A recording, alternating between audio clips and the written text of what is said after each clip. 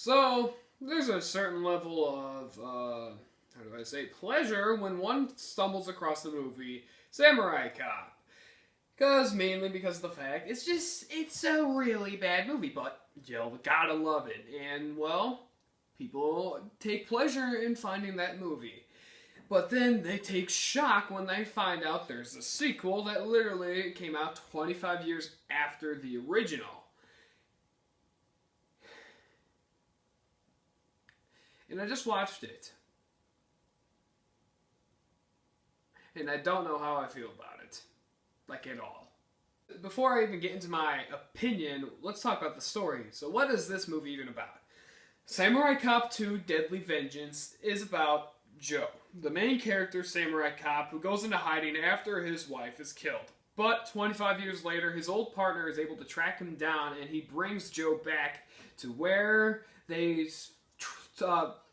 where they took down the drug dealing group from the first movie, only to realize that all these attacks that have been going on are a part of this clan war, this gang war that is erupting between one of the clans from the first movie and this new clan, and it's up to them to stop it. And a whole bunch of stuff happens that you try to piece together. There's a whole bunch of metaphorical meaning.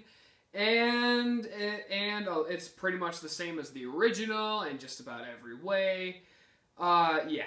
And maybe it's not like the original in every way because the lighting is vastly superior. The quality of the film is much better, and what else is there? They also use CGI quite often, and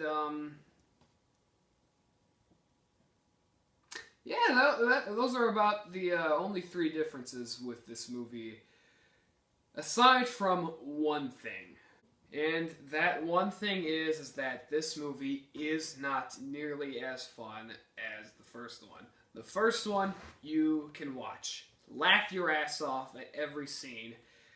But here's the problem with this one.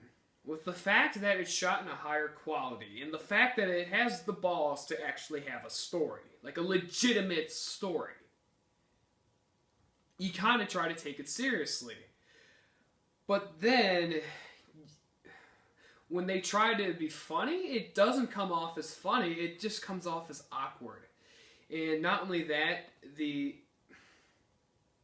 it's just not as fun as the first one. And it's drastically, how do I say it?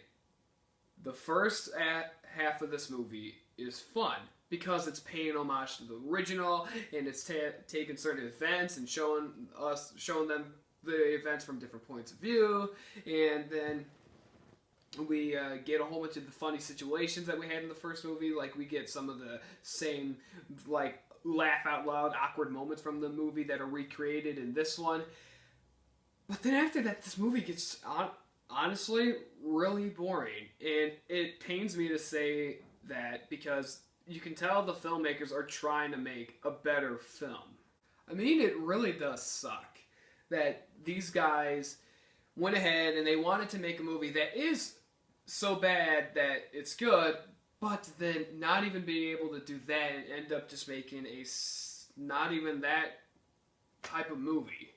The last half of this movie is unfortunately pretty boring.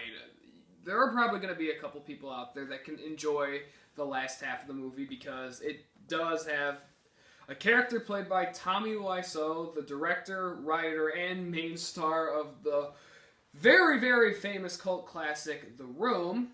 And his performance is pretty funny, if I'm being honest, but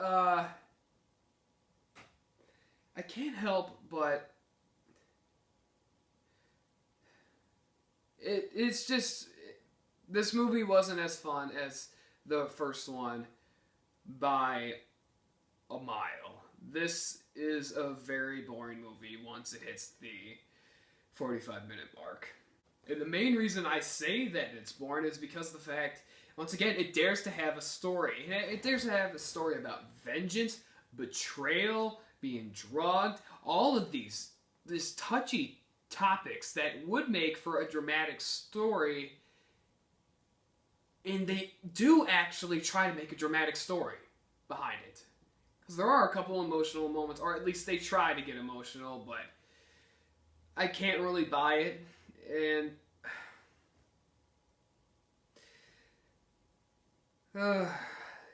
this really, it really sucks that I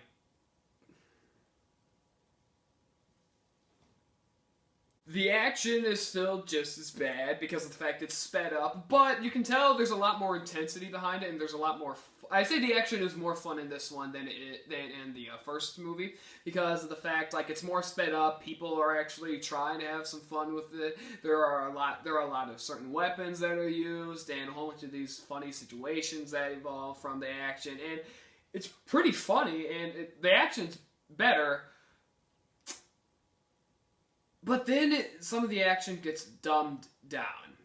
And when you can tell that maybe a certain character and their skill set should maybe be used in a certain scene, but it's not being used because of the fact that the movie has to have a dramatic moment, especially with the last fight, where our main character could easily take out the final guy, which is played by Tommy Wiseau, and he just doesn't. He doesn't. Even though the main guy killed his wife, he doesn't actually kill this guy, and he actually lets the bad guy talk for a while, and just do all these awkward and swings with the katana, just ching, ching, ching, and same pose, and you can tell that it's just... No, I just don't like the inconsistencies. You know what? That's the perfect way to describe this movie, inconsistent, because the movie goes from very fun to very boring, goes from very over the top to honestly pretty dramatic. It goes from very funny to very serious. Guys, this is an inconsistent movie, without a doubt. So I guess on a so bad it's good movie standpoint, I'm gonna give this like a 4 out of 10, honestly. This was a very dumbed down version of the first movie, and without nearly as many laughs as there needs to be, and it sucks that this movie wasn't as good as it could have been. But whatever. That's that. If you guys have actually seen this movie, which I certainly know plenty of you have seen this movie, not. But, on that note, I hope you guys have a great day, evening, night, whatever the heck time you're watching this, and I will see you next time.